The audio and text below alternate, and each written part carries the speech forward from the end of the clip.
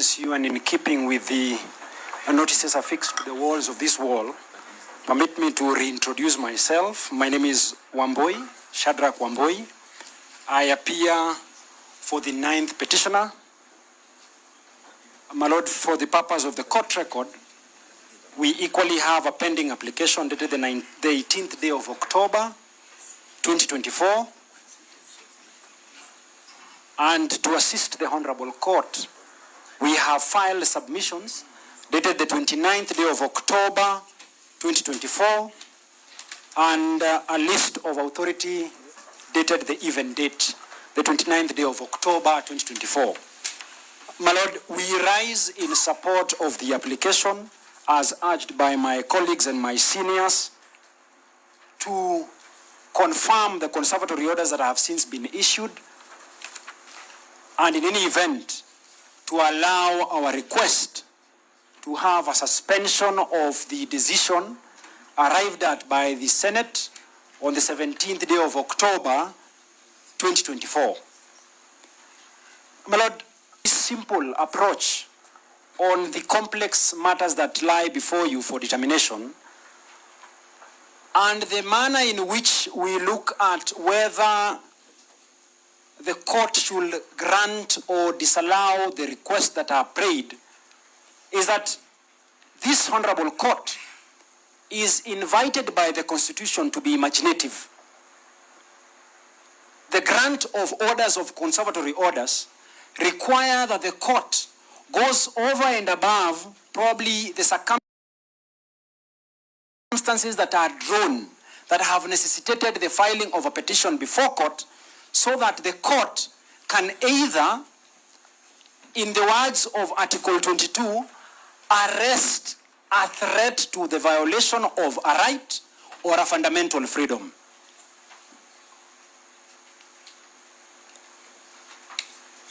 My lords and my lady, Doctor, for you to imagine the circumstances that would be if the orders are not confirmed by this honorable court, then, my lords and my lady, you must, and I say this with tremendous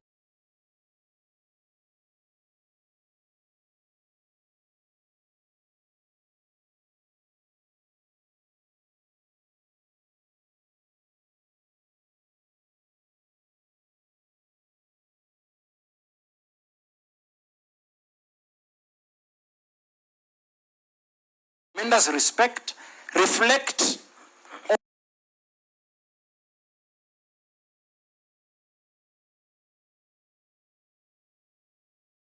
on the assumption of the office of the President Act in order for this honorable court to be alive to the prejudices or the prejudice that the petitioner and the Honorable Deputy President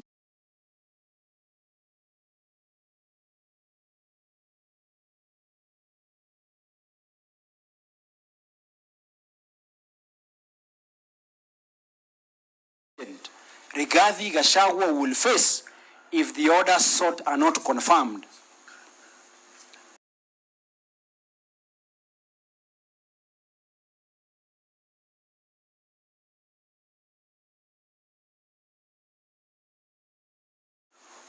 My lords and my lady, we make this that to disallow our application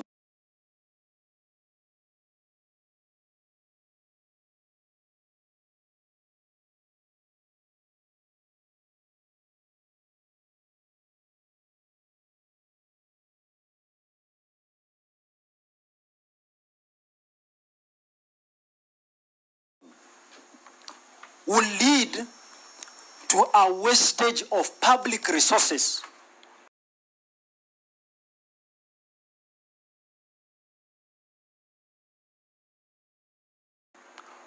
Under Article 201D,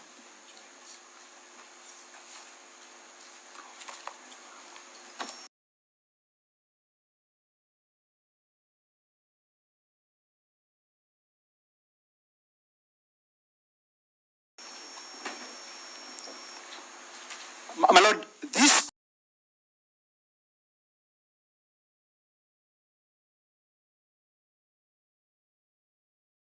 empowered or given the obligation under Article 201D of the Constitution to ensure the prudent and responsible way of the use of public resources.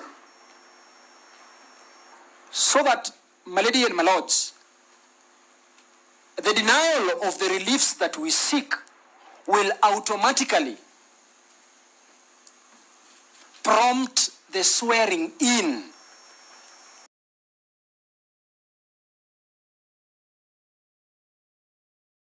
of the person to assume the office of the Deputy President Gachagua. My lady and my lords, pursuant to Section 12 of the assumption of the office of the President, this must be done first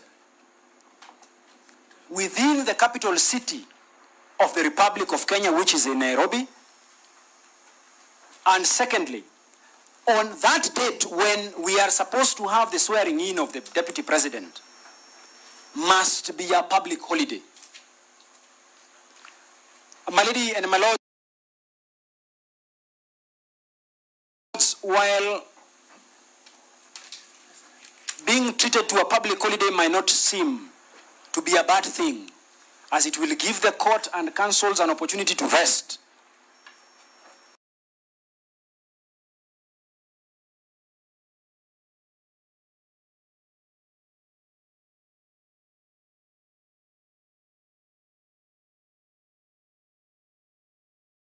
It's a bad thing for one that, firstly,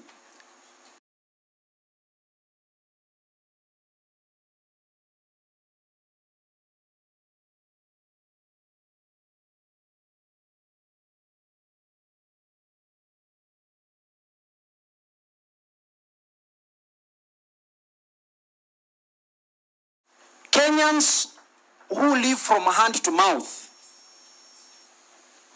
will have to take a rest.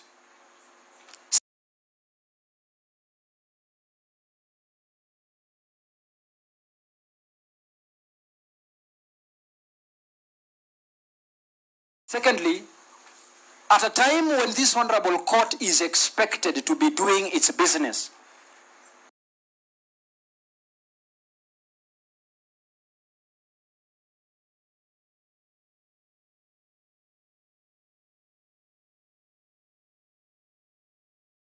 this honorable court will be forced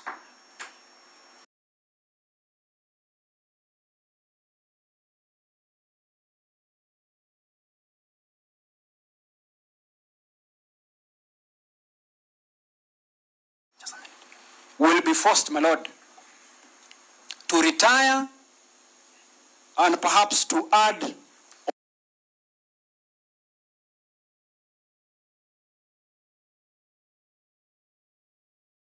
onto the backlog of cases that we face in the Republic of Kenya.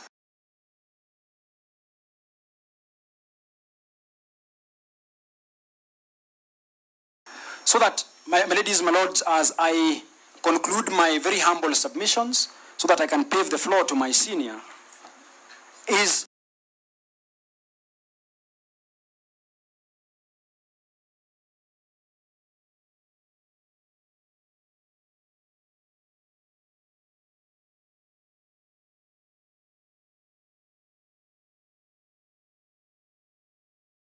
my lords, you have an opportunity of arresting a situation that will lead to the use of public resources in a public ceremony that may, in the fullness of time, end up be declared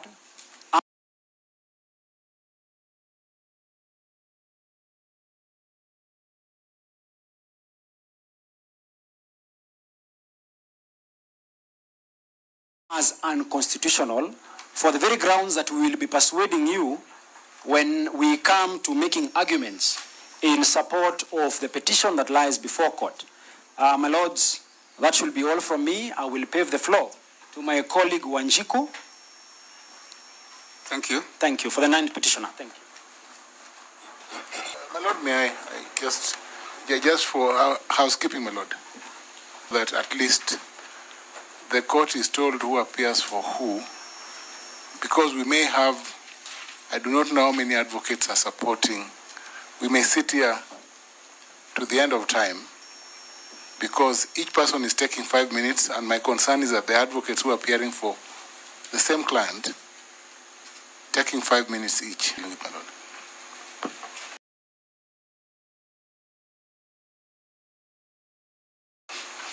You appear for which party? For the ninth respondent, for the ninth petitioner, my lord and my lady. The same person?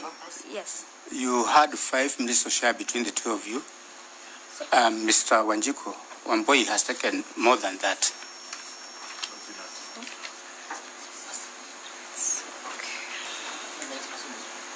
My lord, Yana, sorry. I don't know, should I go?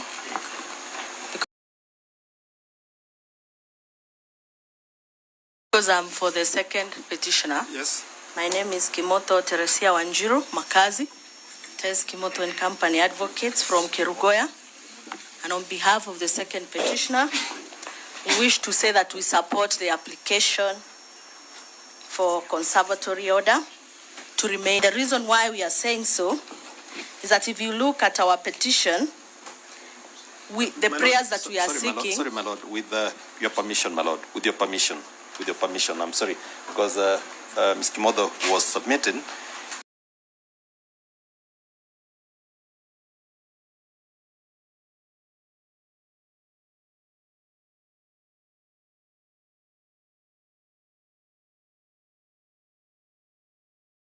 And it was our understanding that for the ninth petitioner, because she is not representing the ninth petitioner, it was our understanding that the minutes that were allocated to us, initially, Mr. Shadrach Wamboi has taken, and we were to compress the same so that all parties appearing, because we are 4 of us,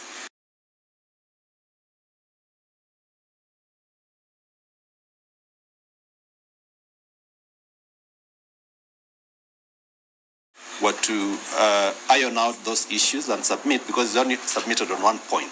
So that before she submits, we're requesting kindly for accommodation so that we can air 1 or 2 issues that were left out by Shadrach. Because I was to do a minute, and Mr. Omari was to do another minute as we conclude for the ninth petition. We are sorry about that, so that when she takes up from a standpoint of... Does it also not bother you that most of the points or the principles you are putting forth have already been put forth even more eloquently and recorded? My lord, that much we agree, but there are 1 or 2 issues that were left out. That is why we wanted to seek for your permission so that we can air all those that... I think we still believe in the old doctrine that a council can stand up and say that I adopt wholly the submissions of a council who has gone before them, because I think these are given and we have recorded them. Very well, if those be the directions, my lord... But I'll give you 2 minutes. 2 minutes. After Ms. Kimoto has finished. We are most obliged. We'll share 1 minute each with Mr. Mari. Thank you. Yes, sir. Including the respondents, I hope you take note of that. There's no need for repetition, absolutely none.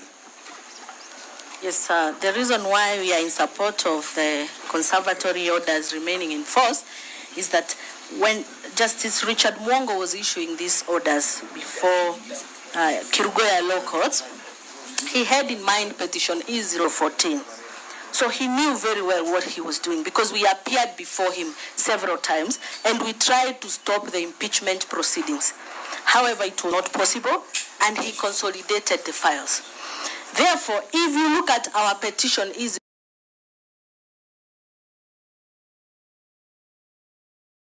E013, what we are asking for is an apology by the Deputy President of Kenya, Honorable Rigathi Gachagua. So if this conservative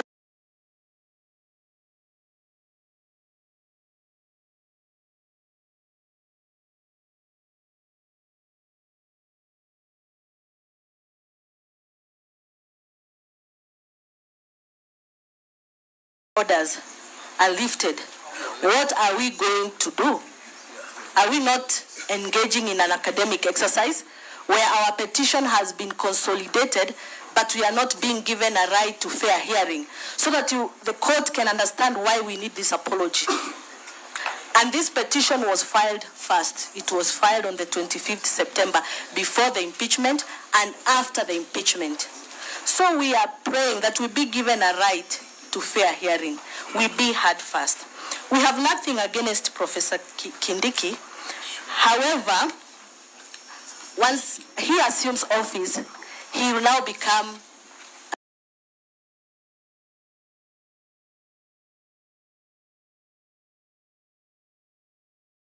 a deputy president, and therefore we do not need an apology from Kindiki.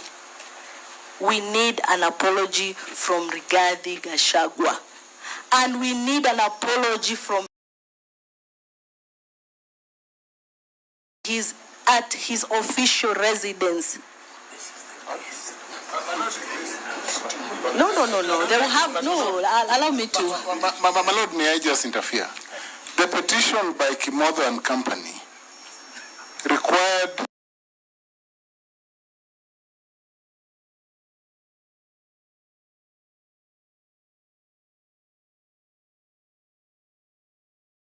the deputy president, then now impeached, to apologize to the National Intelligence Service, NIS, completely overtaken by events.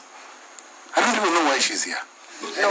That is uncalled for, and I hope the bench will protect me. I think Ms. Kimotho is rightly before the court. Yes, thank you. Thank you, Judge, for protecting me, because I almost quoted the paragraph 110 of the disposition of this court, where you assured us that we are going to have a fair hearing. So therefore, thank you, Justice.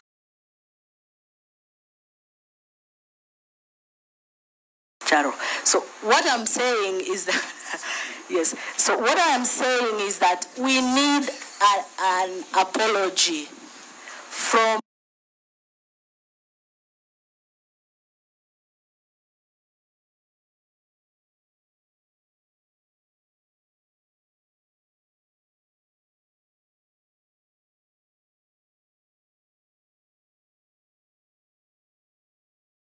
the Honorable Rigathi Gachagua, him being the Deputy President of Kenya.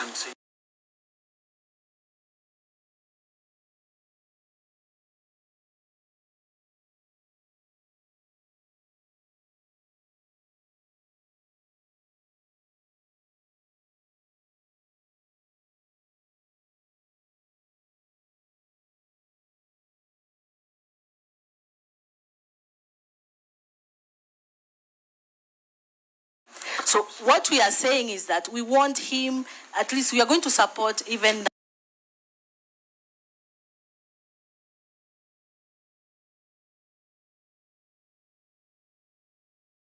the issues of how he was impeached, so that we can get to the bottom of this. And we still have a chance, because he has not left office. Petition, the respondents have not responded. In fact, our petition is unopposed.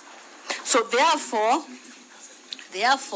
we are insisting, if at the interim stage, the conservatory orders are lifted, what it means is that we will not have a chance to get what we are praying for in the final stage.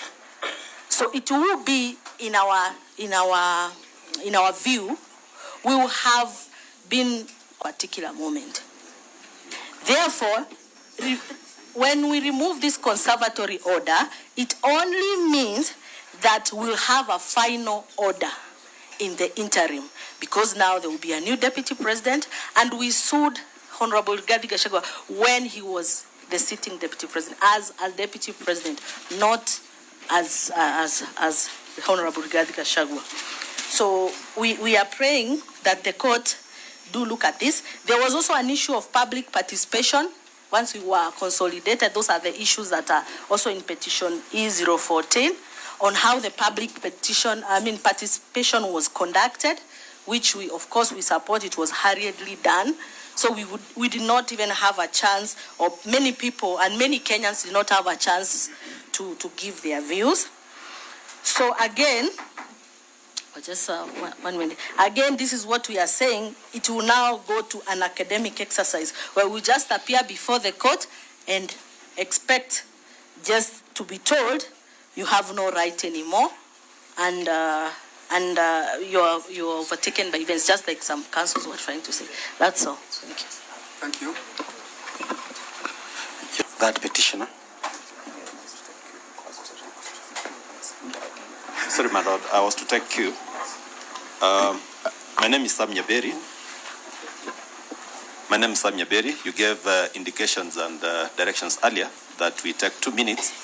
I wish to call upon Waithera, who was on her feet before, so that I donate my time to her in the spirit of nurturing young talent, and so that she can also raise a fee note to be paid.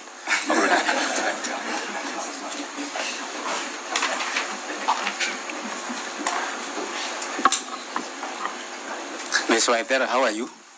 I'm fine, thank you, my lord. You have been donated time, so take it and make your submissions. Thank you, my senior Mr. Nyaberi. My name is Wanjiko Waithera for the 9th petitioner. And taking off from where my senior Mr. Wamboi left off, I wish to submit on the issue that the respondents raised in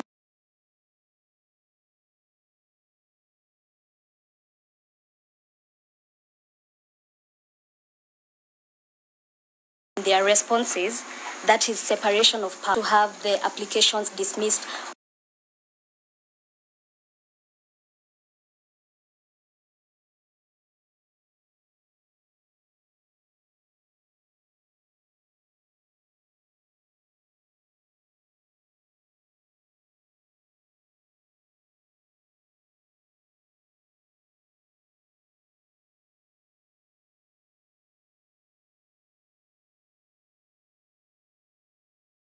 on account that Parliament has the respondents, that is the Senate and the National Assembly, have privileges to conduct their proceedings, and such proceedings must not be challenged in court. And I wish for this court to be guided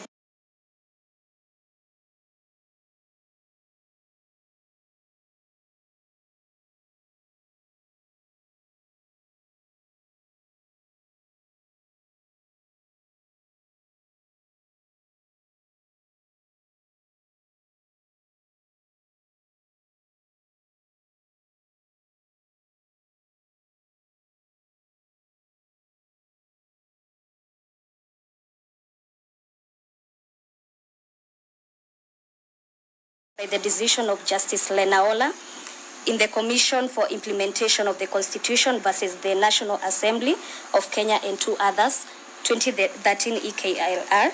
And I will quote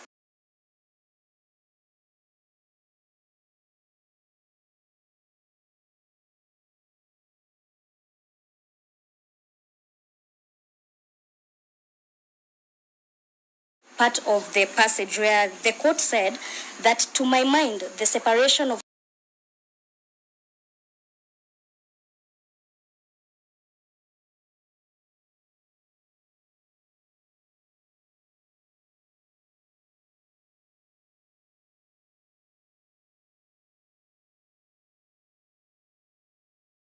powers is not an absolute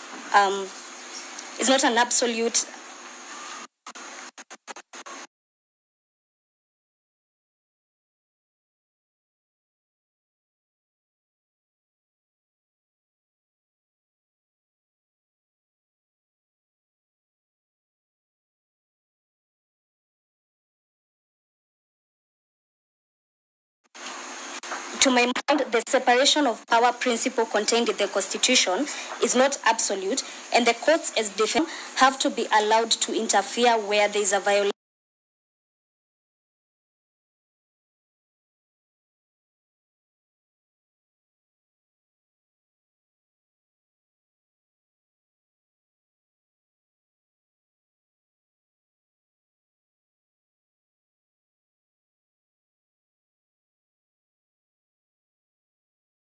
violation or threat of violation of the Constitution. The court further went on to say that the primary duty of the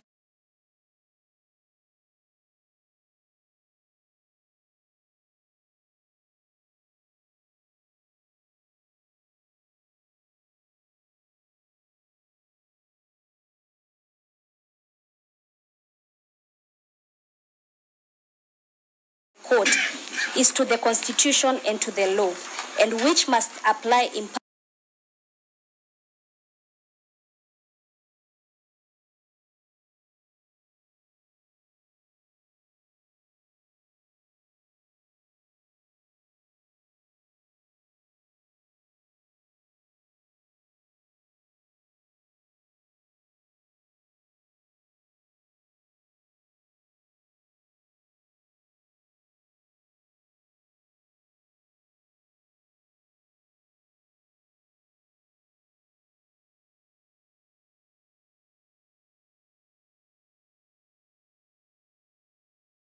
partially and without fear or favor or prejudice. Requires that the state to respect, protect, and promote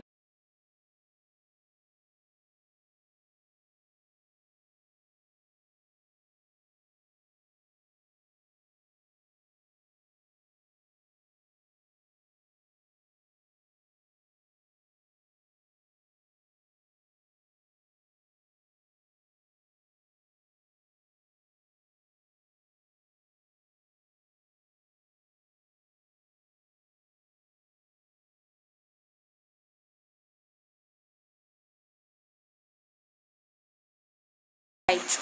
My lords and my ladies, what is challenged before you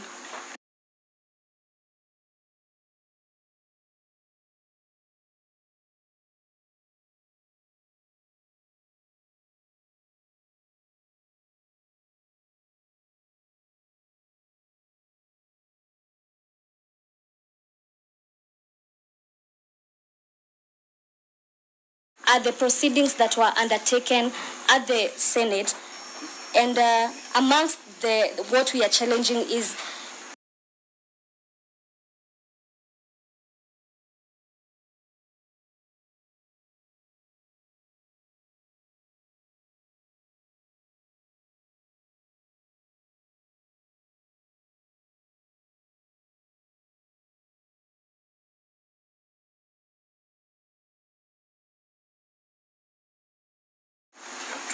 the right to be heard that was denied to the first petitioner, which forms a cornerstone under Article 47 of the Constitution.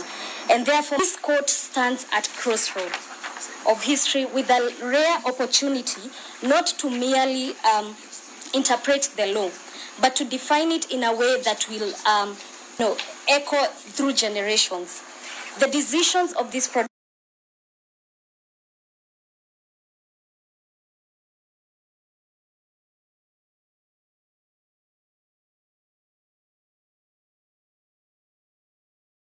proceedings have the potential to set a benchmark that will solidify principles of accountability and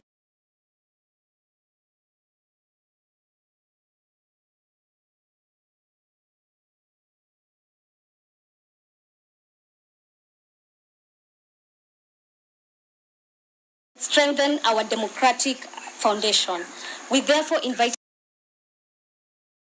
the court to allow our application and issue the conservatory orders as prayed, and in so doing, we will be cementing the constitutional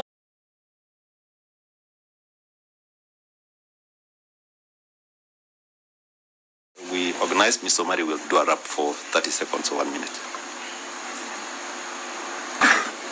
I hope you meant 30 seconds. My Lord, I didn't save that to bring to the attention of the court that the public participation was done on Saturday, which is contrary to Article 37.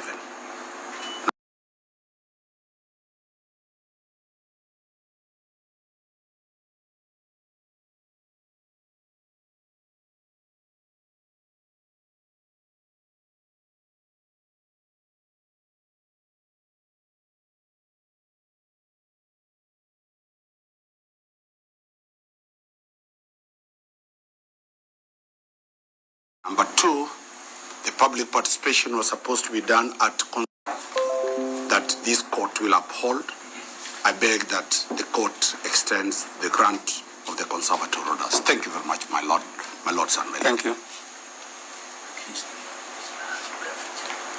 Your Lordship and my lady, my name is Sakimpa. For the third petitioner, we'll be sharing time with my colleague, Mr. Wathuta. Your Lordship, you've already stated that the principles of conservatory orders have been eloquently espoused by my learned seniors, so I'll only put into context in our petition. Your Lordship, in the case of Peter Munya, the issue of inherent case is what I want to address using the ruling that was delivered by Justice Richard Mongo. Your Lordship, and this is what the learned judge found upon perusing the documents, that on my motion I had perused the file and considered that the matters being considered on impeachment of the deputy. The other issue by the judge was that